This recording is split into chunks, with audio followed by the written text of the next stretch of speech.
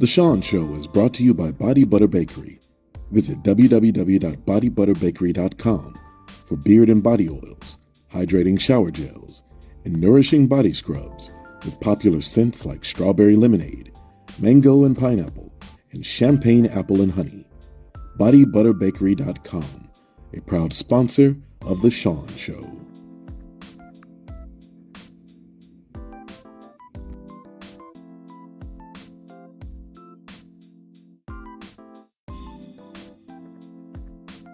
Can't wait to bring them up. We're going to start in a little bit with Josh Jackson, pro golfer Josh Jackson. And then we'll also bring in author CC Solomon of the fantasy books that she helms. There's Josh right there.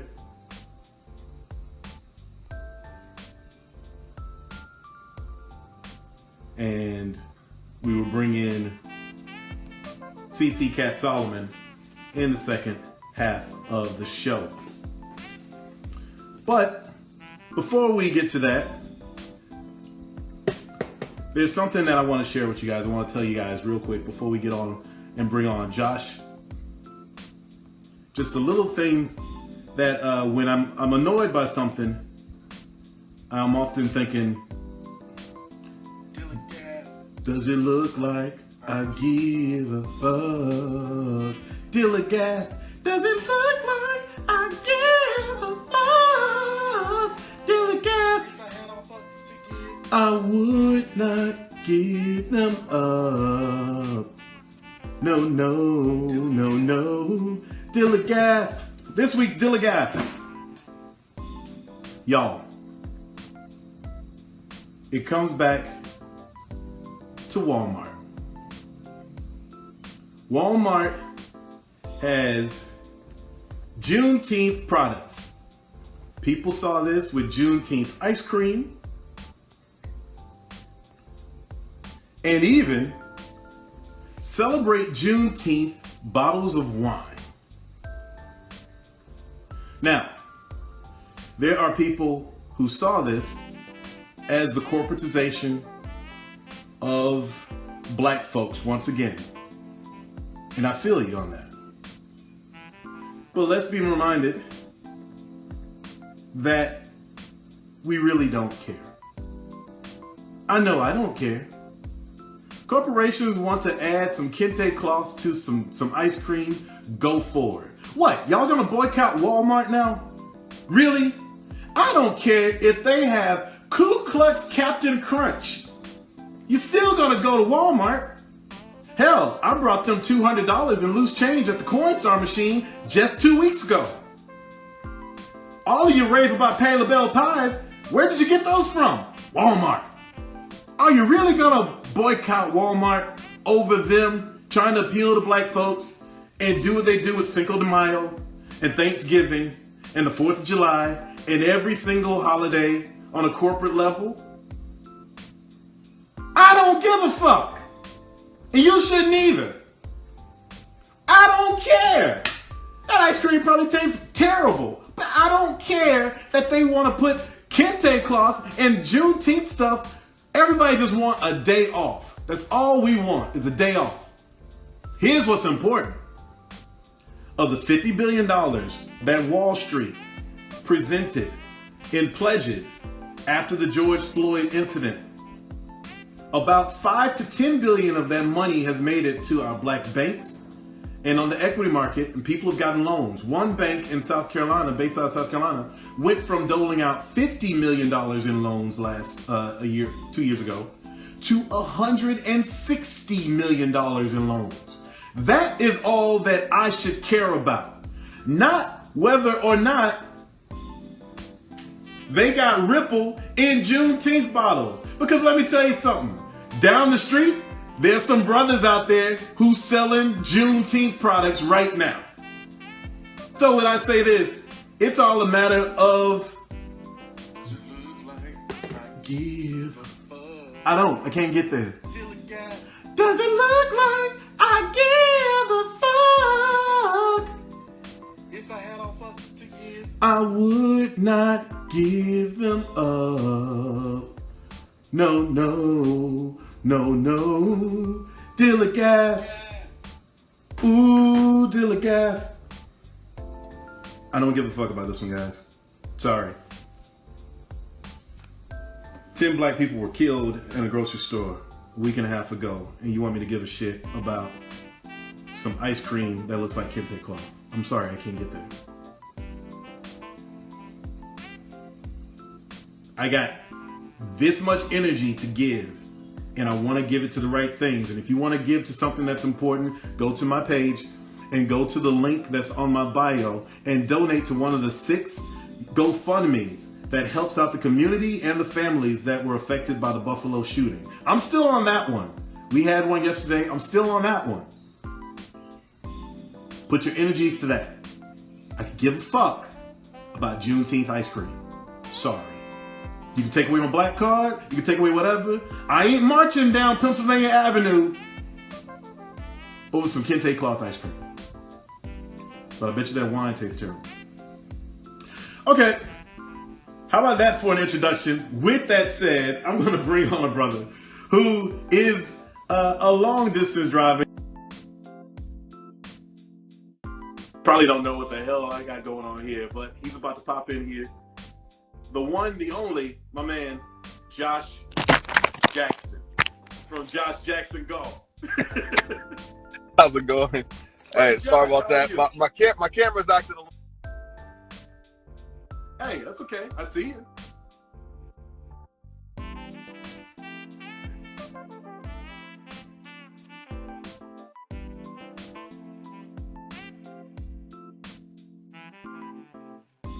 Joshua, are you on the mute or is it me? Oh, there you are. Hey, that. No, there you go. There you go. Sorry about that, man. I'm running around, cool. Man. I've had people not turn on the light in their car. That's a novel way to get lit instead of looking like Orange Juice Jones from some old videos from the 80s. How you doing, brother? Good to see you, man. Hey, good to see you too, man. I appreciate you having me on. No, I've been wanting to have you on for a while, and I've been wanting to play golf with you. But alas, I got a finger issue. Oh man.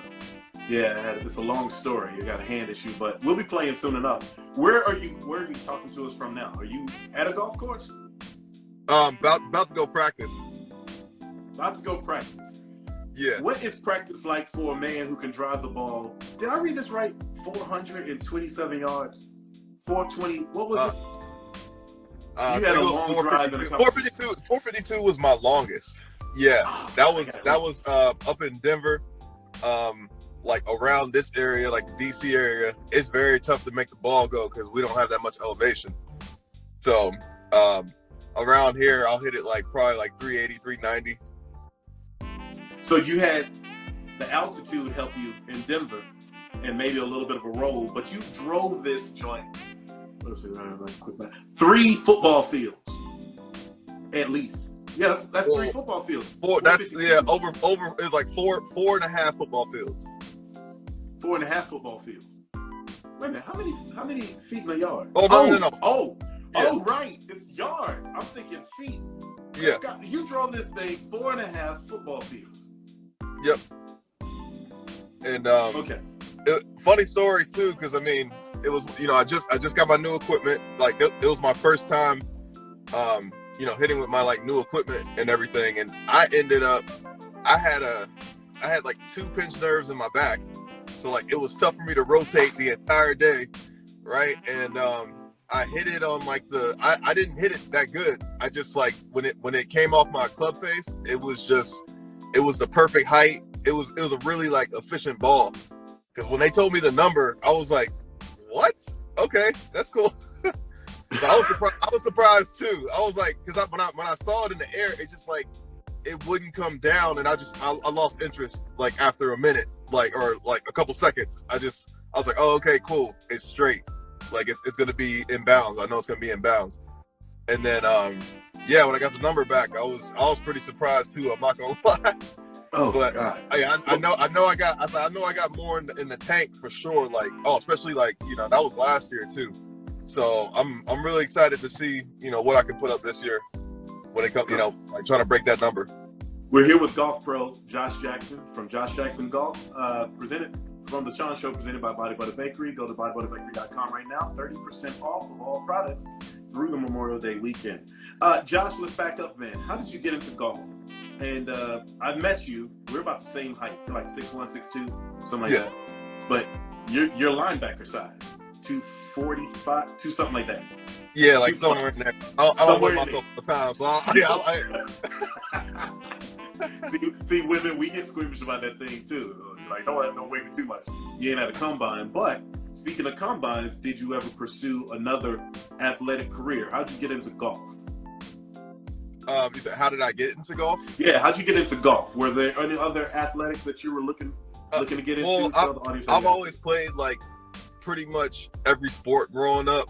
From I didn't care, like if it had something to do with competing, I did not care. Like I used to rollerblade, like on half pipes and all that stuff, skateboard, play tennis, football, basketball, pretty much like all the sports. Like I just love competing. And when I was right around like 12 or so, my dad's always pushed me to go in the golf and everything. But when I was 12, my next door neighbor, she's like, look, I'm going golfing. Do you want to come with me? I bet you can't beat me. Like talking shit. And I was like, all right, cool. Like, let's go ahead and do it. And then like ever since then, I've been really, trying to, or can't stop playing it, basically. So it's just like the competitiveness and everything. I mean, it's the most competitive game, I think, that you possibly can play, because you're playing against yourself, like entirely against yourself and against like the elements. So, yeah, I mean, I've been, sticking with, I've been playing since I was 12, and I'm 33 now, so I'm like in my 21st year at the moment. But yeah, I mean, as far as like higher level of sports, I played football, golf and football in college. So once I got done with college, I went for the NFL. I was in the 2013 draft.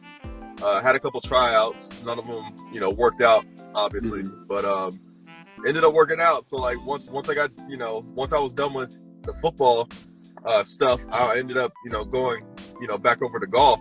And in 2014, like I graduated, like, I got out of school like 2013 or so. Like 2014 is when I ended up tearing my left patellar tendon. So that threw me off for a long time. Like it threw me off for about like 2 or 3 years or so. And when I came back and started getting back into like my normal self as far as physically, I started swinging the club a lot faster. Like because I was able to like plant into my left side a little bit better. Like they basically, my patellar tendon was ruptured, so they had to pull it out of my hamstring and give me like a new patellar tendon. And I was very fortunate to have like a really good doctor. It was like the Tampa Bay Buccaneers doctor. I was out in Tampa at the time. And yeah, I mean, after that, I ended up like trying to swing faster and faster and faster, and it just didn't really like stop until wait a minute. So you're tearing up. You said your patella. Yeah. You've had some nerve issues. You've had some stuff going on with your body, and you're swinging faster. Well, yeah. Well, with the new patellar tendon, yeah. Yes. Aren't you supposed to be taking it easy when you've been busted up? But you get. Well, is that how you got into long I said it took like 2 to 3 years for me to like get back to where I could like start swinging somewhat. 'Cause I tried to play golf probably like 6 to 8 months after my surgery, and I wasn't able to play, and I wasn't able to like move at all. Like I was only able to hit the ball like 230 yards. I didn't care. I still wanted to play. Like, so that's what, like when I tell like a lot of my students and stuff too, like I literally started from ground zero well, that was ground zero for me, hitting it like 220 yards, as opposed to now, like that was like ground zero for me. So like that was a very like humbling experience that I needed. Also, but yeah, I mean, I was still trying to play. I didn't care, and I was like, okay, like if I'm gonna have to, if I'm gonna have to play with hitting it only 250 yards, I'm gonna learn how to play like those old folks play. Like they got some old guys out there that will run your shit. Like literally, hit it 200 yards down the middle every single time, hit it right on the green. Like, you know what I'm saying? So I was like, all right, I'm just gonna have to learn the game a lot more. So that's what ended up happening, and I don't regret the experience. It was annoying though. I'm not gonna lie, but yeah. Well, let me ask you. So I'm gonna go to that, and then I'm gonna reverse because I have to ask you about how'd you get into long distance driving. But talk about the game itself. Like you said, there's old folks out here who they beat me up. There's old folks right now who can play up into the 70s and 80s. I've even seen a 90-year-old while out on the links when I get out there. And women have such a lot of women have such a precise game where men try to kill the ball. The technique of women is beautiful, and there's women out there mixing it up with the guys. Can you talk about the versatility of this sport? And my audience is probably 60% women right now. Why should they even entertain golf? Well, I mean, from a physical standpoint, golf is like, it's a million ways to get a par, or it's a million ways to play the game of golf. Like some ways are more glorified, like, oh, okay, they hit the ball super, super far, but that doesn't necessarily always equate to like a good score. Or, you know, it's all about scoring when it comes to golf. Like, and that's what, you know, once people start learning how to play, and learning how to strike the ball, that's what it comes down to. But what I really like about the game is that, and what, you know, anyone can like gravitate towards golf towards is like I said, it's not one set way how to do things. I mean, of course everybody wants to like play like Tiger Woods and stuff, but you can still, you know. So does Tiger Woods. Yeah, Tiger I mean, Woods right now wanna play oh like well, Tiger yeah, exactly. He was on like a whole different atmosphere. But yeah, I mean, it's different ways to, you know, play golf. But I mean, everyone's gonna swing different. Everyone's gonna hit the ball different distances and stuff. But at the end of the day, if you got a par, or if you got a birdie or anything like that, you got a good score, like nobody can take that away from you. Well, okay, so you talking about like striking the ball. I remember from that great golf philosopher, Will Smith, and this is a true comment, I'm not making a joke, a Will Smith joke, it's so easy to do that, but he said he got addicted to golf when he hit it right that one time. Yeah. It was that was sort of my experience too, like quick, and like, oh, that actually did what I wanted it to do, and it was just such a magical feeling, and I was on a high from hitting it. I want to keep doing it like that.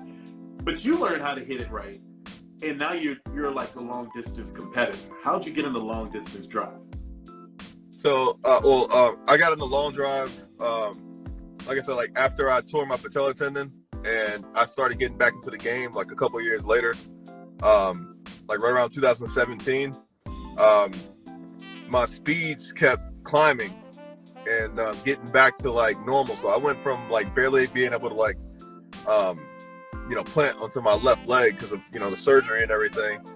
And once those numbers started climbing, then I started like basically like trying to swing it fast, if that made sense. Like, let me see how much I can run it up here. And I ended up running into Tim Burke, which is like, he's a pretty like established long drive guy. Like, I mean, he's won like world championships and stuff, like multiple. I ended up running into him at a golf event, and he let me try some of his clubs because our equipment is different from like regular golf. Right. And, once I tried it, and you know, I was like, oh, okay, cool. Like, yeah, the ball does go like a little bit further with it, but like it's fun to swing, you know, swing fast. Yeah, he's like, you should go ahead and, you know, give it a go. Come out to some events and like try it. And first event I ever did was at Mesquite, which is like that world famous grid, like, you know, driving grid and everything. It's like 500 yards. But I told myself, I was like, if I don't hit it over 400 yards at all for like the entire 2 days that I'm there, like, I'm not doing it. Like, I don't belong here. So first day went by, I hit like 330 or 383 or whatever. It was like, all right.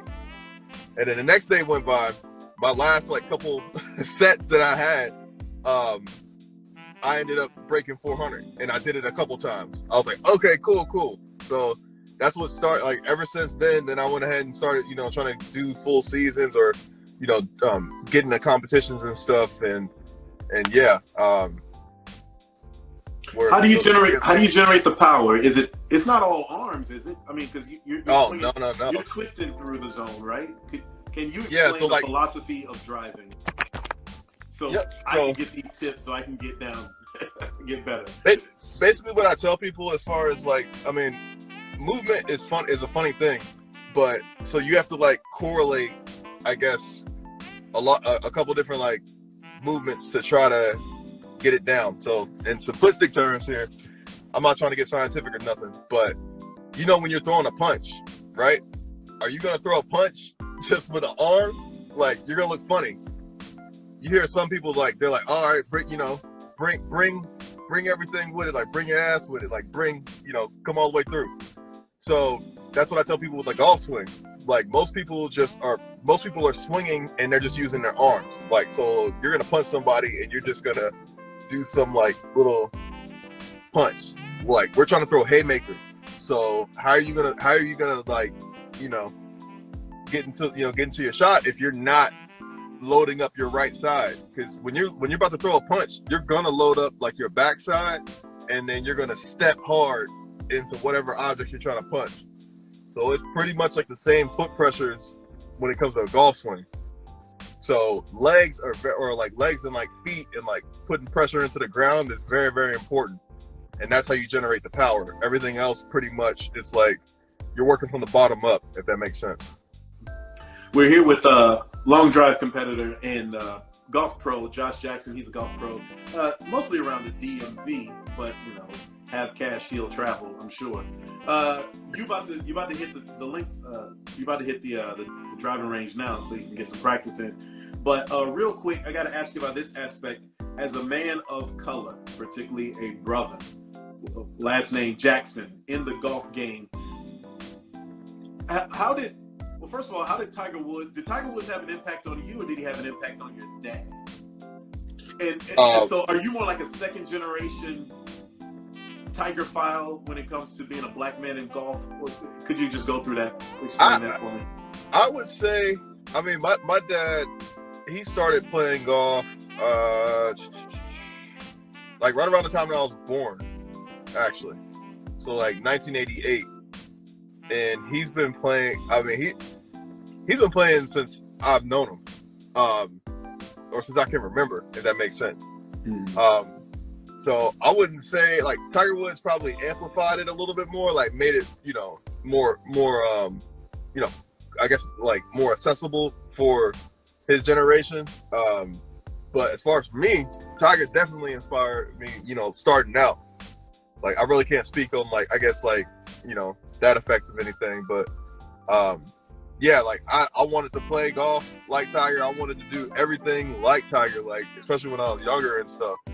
I don't know who was playing golf that didn't at that time, as far as, you know, especially being a kid. So and you're a father, right? You have a little kid, right? Yep. Putting the club in his hand? Oh yeah.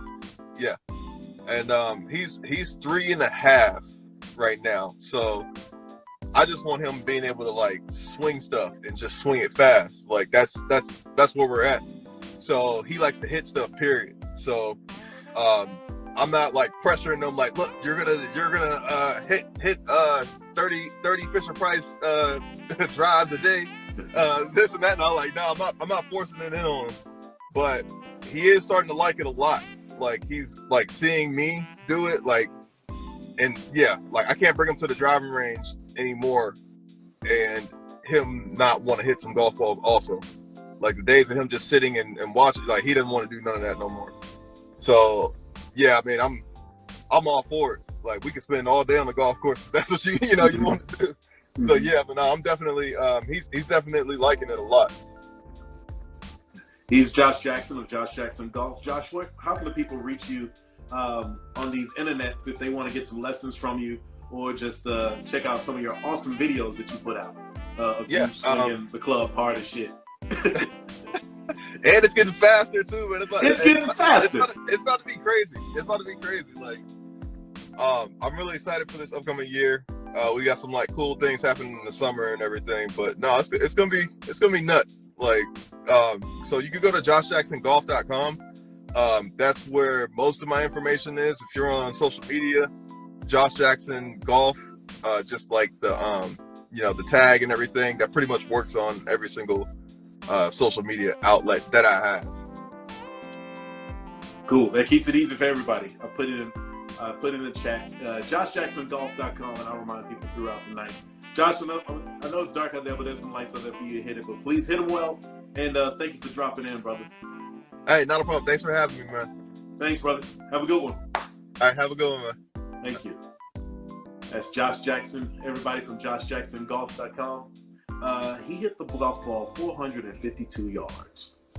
By comparison, Justin Thomas, who won the PGA Championship this past Sunday, he made a spectacular drive of 330 yards to get it to 350 yards, I believe, to get it to the green in one, so he can have an eagle opportunity. So this man can drive it, but there's so many other technicalities and things in golf. It's well beyond how you can hit it and how fast you can swing it. But he's definitely been a brother that I've been keeping my eye on, and we had a project last spring together that I was glad to be a part of as a model, because I couldn't golf worth shit. I got clubs, but I'm not any good. We're just chilling for a second. We're about to bring up our next and final guest of the night, and that is CC Solomon.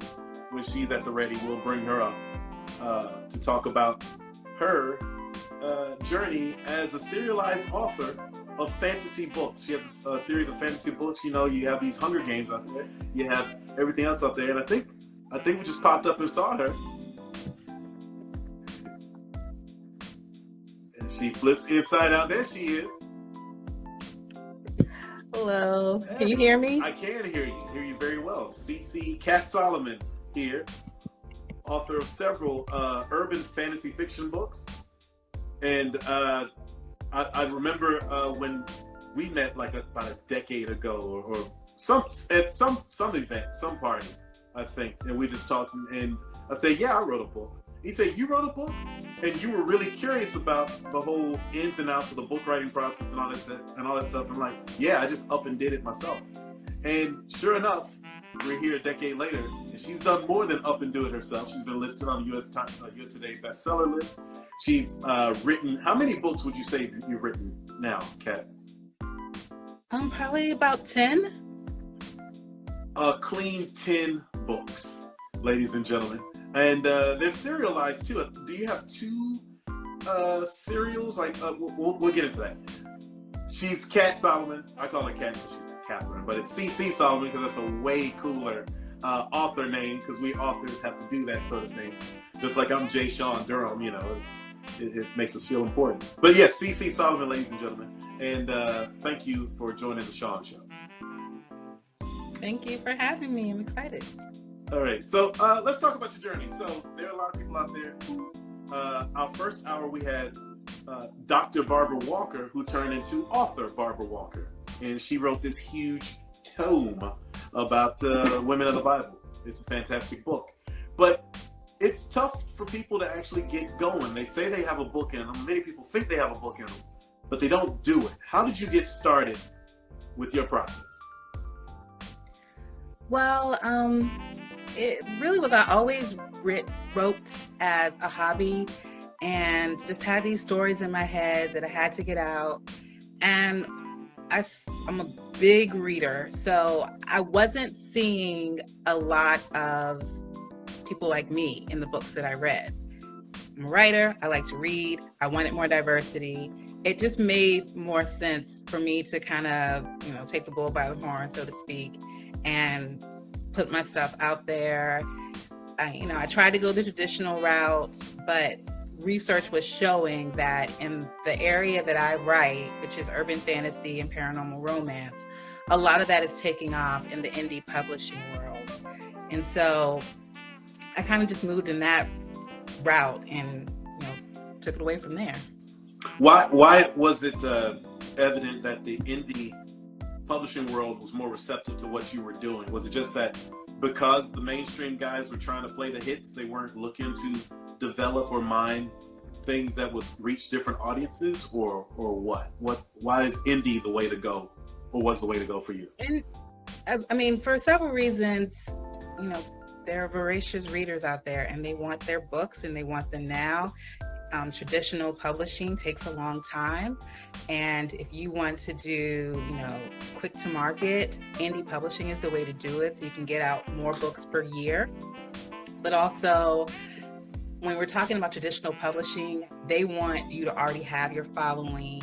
They want to know your business plan. They want to know that they're going to make big bucks on you. And there are not a lot of chances that they're going to want to take. And when you're talking about the fantasy world, only in the recent, probably not even decade, do you see more diversity in the fantasy TV shows and books. And so back when I was first starting to, get into this, I don't think a lot of chances were taken on readers who had, a person of color on the, front cover of the book. And then, with some traditional authors in the last couple of years taking off, that's starting to change. But still, mostly where you're going to find diversity is in the indie world. Mm-hmm. And so you have these beautiful covers. Like I just pulled up this one, Deathly Dreams. That's my latest one. That's your latest one, Deathly Dreams, yeah. Right? And what's the main character of the Deathly Dreams book? Is there a main character or the main set of characters? How does your writing work? Well, I have this whole paranormal world universe, and so that's the spin-off series. So that's my more young adult series. The main books in my series are for new adults readers. And in this one, it's vampire paranormal romance, which is a huge genre in and of itself. And the main character is Jasmine, and is this her? She sort of looks like you a little bit. Now that in the paranormal world universe, that's Amina. And that's Amina. Okay. She's a little similar to me. I'm like, if I'm right to death, why not actually put somebody up there that is what I envision? So pretty familiar. Funny story, like we'll show the covers of my books to my nephews, and they're like 6 and 2, and then my sister will be like, who do you think this is? And my nephews will be like, Auntie. I was like, it's not Auntie, but clearly the message got out there. It's just being able to have that is kind of fun. So let's talk about this. World building with the stories that you tell. How do you begin to build a world? Is it just a matter of just fully fleshing out one good story and then say, hey, if I don't kill off everybody, this could continue? You start seeding things. How do you even begin? I mean, it's a massive thing that you've done to create series, and then you have a series based off the series. Yeah. You started young, serializing it young. I guess that's sort of like you did your Hobbit thing, your Hobbit phase, and then you got to what's more adult based, except there's some sex in it, with a Lord of the Rings phase, right? If you could sort of look at it that way, if you look at it through movies. How do you do that? How do you even begin to do that? And did you imagine you would do that? I know you always wanted to write, and you were just curious about the whole process when we first talked. And you've done more than everything that you asked me about. You've done a whole bunch of things. And so how did you even begin to do that? And when did you know that you had another book, and another book? When did you know that? I didn't know when I first did the book. As far as world building, you know, I'm very big on outlines. So I had a whole, you know, thing of outlines of what the world looked like, what happened. In this particular world, it's set in contemporary times, but it's a dystopian world. So there was this big event that, you know, killed off half the world population, gave a bunch of people special powers, turned them into creatures, just all types of things. And so the world had changed. And so I had to do an outline to kind of show this magical world that it's kind of relatable to this world, but full of magic. And then from there, I started creating a bunch of characters. I gave them their own outlines of who they were. And as I finished the first book, I was like, okay, there's definitely going to be a second book. I already knew that. Originally, I thought there were going to be like 3 books. And then I just couldn't fit it into 3. And so I made 4 books. And then I made some spin-off books because I ended up creating so many more characters, and I wanted an opportunity for them to all have their own stories. So that's how I ended up having these kind of spin-off series with it as well. So it didn't start that way, but through just developing the world, adding characters, and also reader feedback, because I do review the reviews that I get and listen to.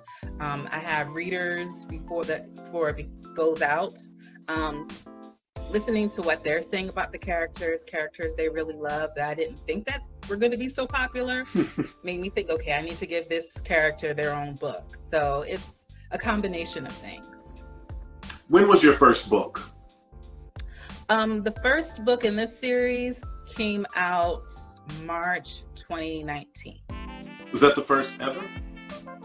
My first ever book that I wrote, that I self-published, came out in 2014. And it was a totally different genre. It's called The Mission. It's more a rom-com.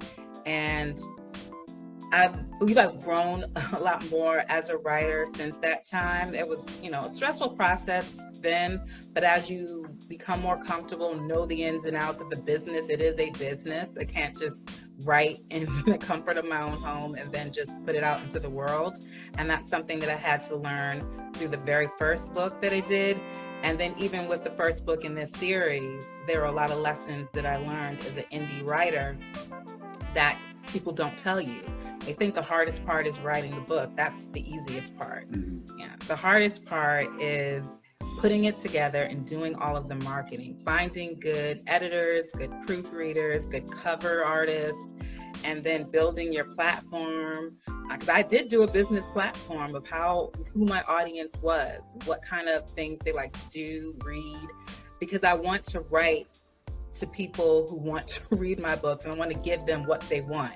I want to enjoy what I do, but I also want to put something out that people will like. Mm-hmm. So it is a business. When I'm not writing, I'm working on the marketing.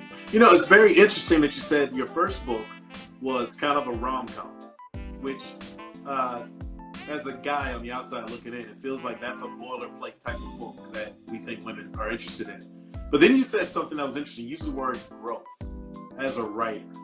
When did you realize that you didn't want to just tell a Black Reese Witherspoon rom-com? You wanted to get into this other stuff, roll up your sleeves into magic, mystery, and sex, and what have you. You know, all that's a big old masala that's sort of thrown into these types of stories. But you moved from just the basic boy meets girl, girl meets boy type of thing. How did that happen? Dreams. Actually, I just kept having this idea of something, and it just kept getting in my dreams and my waking mind, just this world. And I was ignoring it for several years, and then I started drafting some things, and then just kind of felt like, okay, if I don't do this, I might regret it. And, you know, time is ticking. So I've always loved fantasy and horror ever since I was a kid. I would just sit at home reading books, and that was mostly the type of books that I would read, was fantasy and horror. And just wanting to create something of my own that felt like something that I could relate to, with characters that I could relate to, because I make sure in my books that I'm very inclusive, which is something that I didn't see. The only writer who was writing something that was diverse at the time or had a person of color in it was the late author L.A. Banks, and she wrote a vampire series. She also created Soul Food, so that's total different type of writing. Two different as well. things, yes. Yeah, and she was it. And then for years after that, it was not too many others. And then all of a sudden, this boom happened. I would say like 5 or so years ago. So. Well, as a Black woman, expressing yourself beyond, like I said, the boilerplate stuff, do you see yourself doing something that's trailblazing, or are you following in footsteps? Because there's definitely there's a Black girl nerd thing that's really exploded in the 21st. Well, are we the 21st century? Yeah, I guess we are in the 21st century. Since 9/11, there's been a whole generation of Black girl nerds who are really pushing out really good stuff that you would see white guys put out, or like a J. Michael Straczynski with Stargate, or Babylon 5, or that type of stuff. And now we're seeing Black women assert themselves either through television writing with Lovecraft Country, or with what you're doing here with your books. And not to pigeonhole you into just one type of genre or what have you, but how is it to sort of be a pioneer, it seems, or to keep pushing that, yeah, we can write these things and these are interesting to us as well? You know? For me, I'm writing what I want to read, and I'm writing what I think other fellow readers want to read, and it's not just about the race of the characters, but really putting out something that is really anybody can enjoy. I have diversity and inclusiveness in my books because I think we're out here, we're living. It seems silly to write a whole world where we don't exist, but it's not the focus of my stories. Some of it is in there, some of the cultural aspects are in there. In one of my series, I talk about Black mythology, African American mythology in particular, that I've never seen in books before. And it's in my Dark Haunting series, where I throw that in, John the Conqueror, and that's not something that you hear a lot about in mainstream books, so to speak. So that is important to put those things in there. In my current book, in Deathly Dreams, I talk about Tengu's spirits, which is a Japanese spirit that I learned a lot about through my love of anime. And so I do incorporate that part in there, which is not, you don't see too many times in mainstream. One thing I did love about Lovecraft Country is that they did incorporate similar things in that series, Korean culture, Black culture in it. So I think with me expanding, that's what I will aim to do, is kind of include my love of the different cultures, my culture, me being a huge horror fan, me being a huge anime fan, and putting those kind of perspectives into the work that I do to try to make it more unique. So I'm not doing what someone else is doing, just putting a person of color on the front. I am putting in my different loves of horror. There's always that element in there. I love K-dramas, so I'm putting that energy in how I write too. So that diverse interest, that is in my books. Cool. We're here with CC Solomon. She's an urban fantasy fiction writer. She has a series of books. Her latest book is it's Deathly Dreams. Deathly Dreams, and she's been writing for quite a bit of time. This is her 10th book, we believe. She's done so many she can't quite pin down how many books we've done. And you're watching the Shawn Show, presented by Body Butter Bakery. Go to bodybutterbakery.com to get 30% off of anything right now if you purchase something at the store. So let's get into Deathly Dreams then. What's the focus of this book for your characters, and where do you find yourself as a writer when you present this book to the world?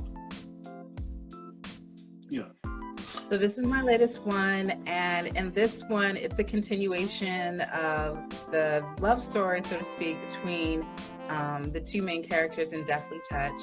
And again, it's in this dystopian world where magic has taken over, and the two main characters, they're growing up. They're still really young.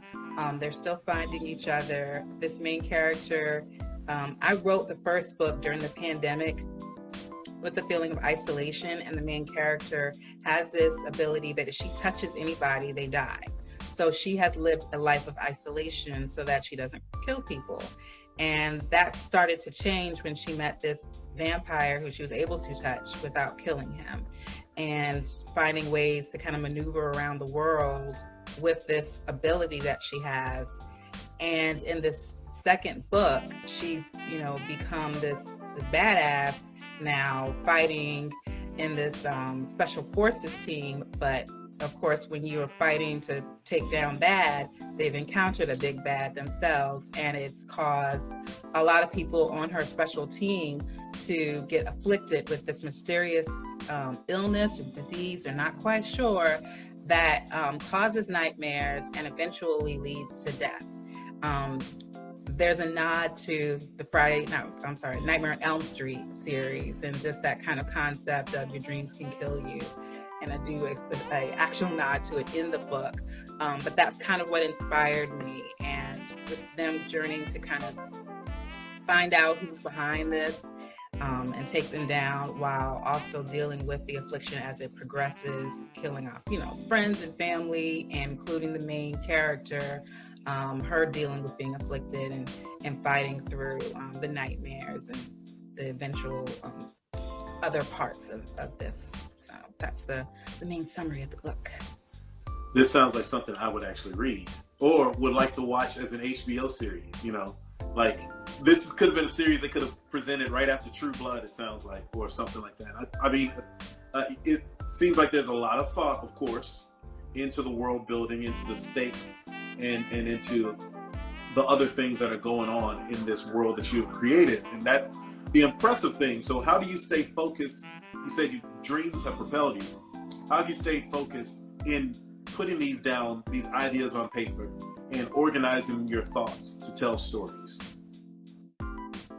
Yeah, I'm huge on outlines. I literally sometimes wake up in the middle of the night and then get on my phone and like send a message to myself of a thought that I might have. Yep. And then the next day when I have time, I'll just, really write it out in an outline.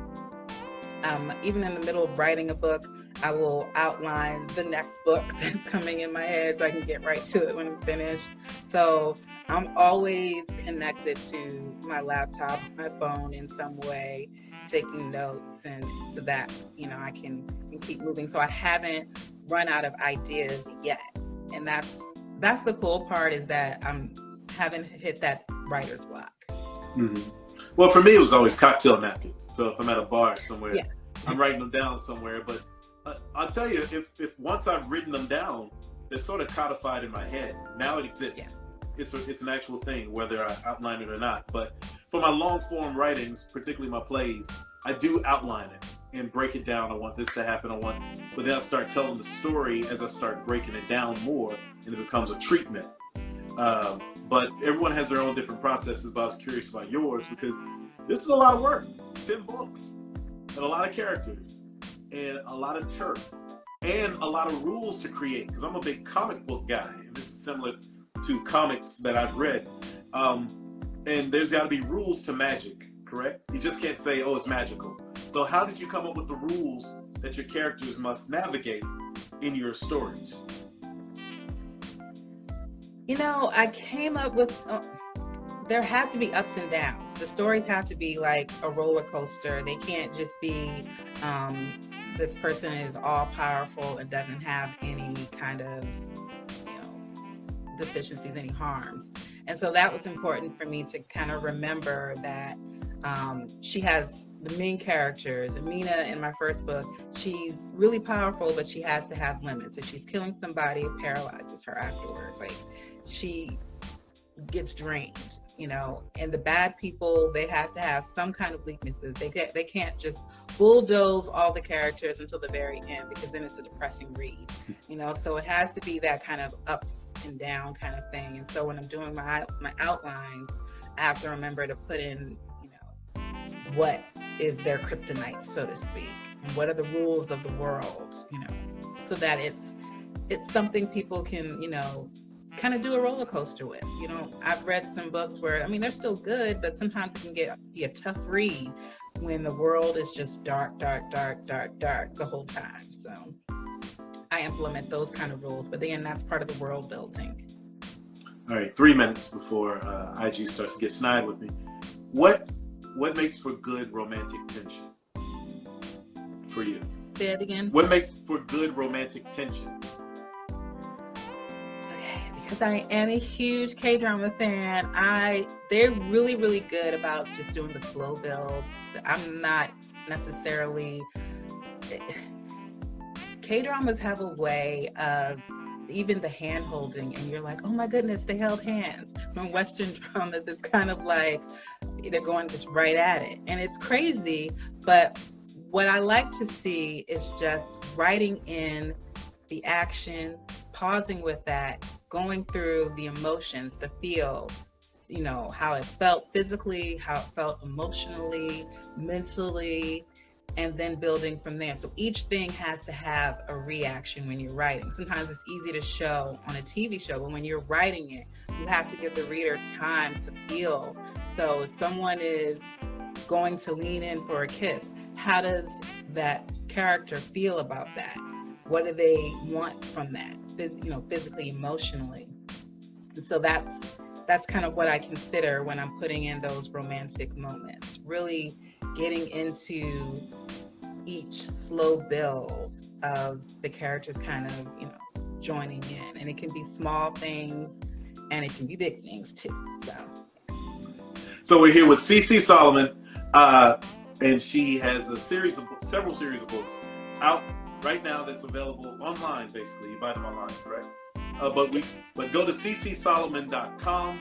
I put it there as my latest thing in the chat there. ccsolomon.com, and follow her at ccsolomon2004. So you can get all the latest news and buzz about what she has going on. Start from the beginning and see her evolution in storytelling, and keep following her. So I want to thank you so much for joining us tonight. And I'm really proud of you, because it's really awesome to see someone ask you how you do something, and then I look up and you got all these great things at the next blink, and atta girl. So that's really cool. Thank you. I appreciate you having me on your show. Thank you so much. Yeah, that's right, Sartorial Tobacconist. She does have an IG, CC Solomon 2004. So this concludes our actual show tonight. I'm going to just give you a quick roundup and just tell you where I'm coming from. Next week, I'm working to do an all YouTube show.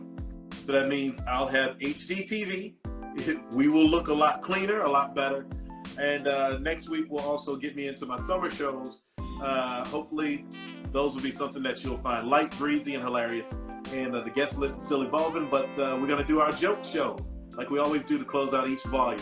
So the joke show, the joke game, episode 3, next week, either Tuesday or Wednesday on YouTube, and I may reprint it here on IG. I'm not sure, but IG has sort of pissed me off of late. But I want to tell you this real quick. I got about 1 minute.